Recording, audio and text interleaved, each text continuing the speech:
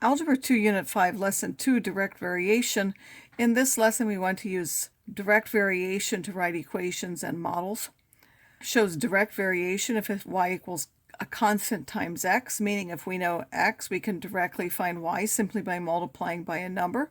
Such a graph will always pass through the origin, 0, 0, and you don't actually need 2 points to find it because you already know one of them, 0, 0.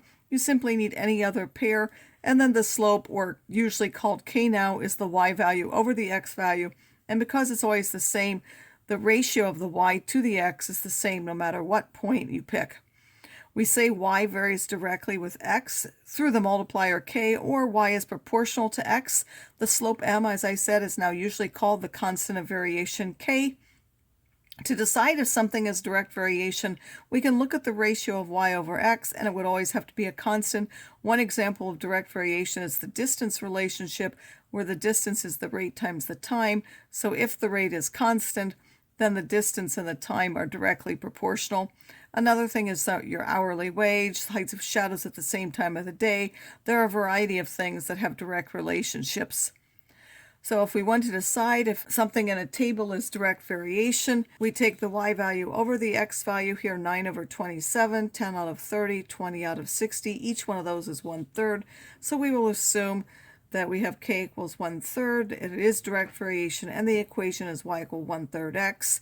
If we have like this, 22 over 11 is 2, 32 over 16 is 2, but 42 over 7 is 6. It just takes one value to be different to know that it's not direct variation. If we have y varies directly with x, we can find the equation if we know the graph passes through the point -1, 4, and find y when x equals -3. So we need just this one point because we already know it passes through 0, 0 when it's direct variation. So we simply have the y value divided by the x value, which is -4. So y equals -4x. When x equals -3 now, we can substitute that in there and find the y value. If we were given the y value, we would solve for the x value. Does a line with slope m equals 3 that passed through this represent direct variation?